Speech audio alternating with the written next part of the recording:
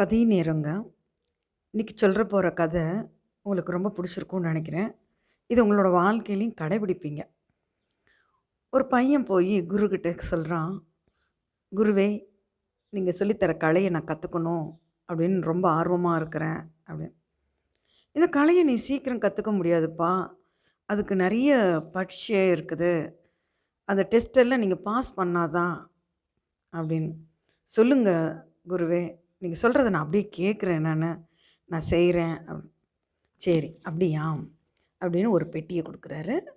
அந்த பெட்டிய பூட்டல. சும்மா டால் மட்டும் போட்டிருக்காரு. அதுக்கு ஒரு பூட்டு போடணும். அத போடல. அந்த பெட்டிய என்னன்னாக்க, இந்த பெட்டி பத்திரம். இந்த பெட்டிய 5 மைலுக்கு அங்க ரொம்ப தூரத்தில இருக்கிற இன்னொரு குருட்ட கொண்டு போய் குடுத்துட்டு வரணும். ஆனா, ஒரு கண்டிஷன். நீங்க போற பாதை காடு மேடா இருக்கும், கரடா இருக்கும், ஃபாரஸ்ட் எல்லாம் இருக்கும். ஆனா, எக்காரணத்த கொண்டும் நீங்க போற வழியில இந்த பெட்டியில என்ன இருக்குன்னு நீங்க தொறந்து பாத்துறக்கூடாது. ஏன்னா, இந்த பெட்டிக்குள்ள இருக்கிற பொக்கிஷத்த கொண்டு போய் அங்க சேர்த்துறணும் அப்படின்னு சொல்றார்.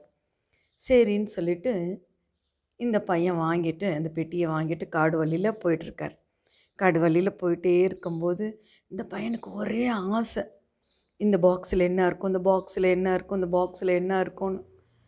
ஆனா, குரு சொல்லியிருக்காரு, இந்த பெட்டி எக்காரணத்த கொண்டும் தொறக்கக்கூடாது. இதில என்ன இருக்குன்னு பார்க்கக்கூடாதுன்னு சொல்லியிருக்காரு.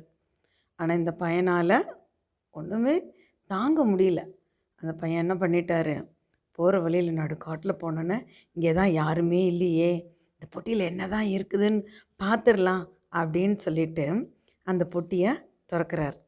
ஆனா, அந்த பொட்டிக்குள்ள என்ன இருந்ததுன்னா, ஒரு குட்டியோண்டு எலி இருந்தது. அந்த குட்டியோண்டு எலி என்னன்னா, பாக்ஸ தொறந்த உடனே அந்த ஃபாரஸ்ட்டுக்குள்ள குதிச்சு, தாவி ஓடி போயிடுச்சு. அப்போ இந்த பாக்ஸு எம்ப்டியா இருக்குது. அவர் போய் சேர்க்க வேண்டிய இடமும் வரல. அந்த குருக்கிட்ட போய் வெறும் எம்ப்டி பாக்ஸ குடுத்தார்.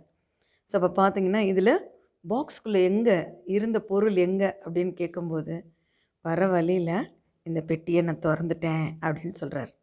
ஸோ இதிலேருந்து என்ன தெரியுது அப்படின்னா, உங்களோட செல்ஃப் கண்ட்ரோல். இந்த செல்ஃப் கண்ட்ரோல் உங்கள்ட்ட எவ்வளோ அளவுக்கு இருக்குதோ, அப்போ தான் உங்களோட வாழ்க்கையில நீங்க வெற்றி அடைய முடியும்.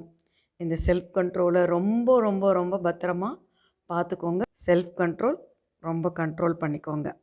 இந்த கதை உங்களுக்கு பிடிச்சிருக்குன்னு நினைக்கிறேன். ஃப்ரெண்ட்ஸ் கிட்ட ஷேர் பண்ணுங்க.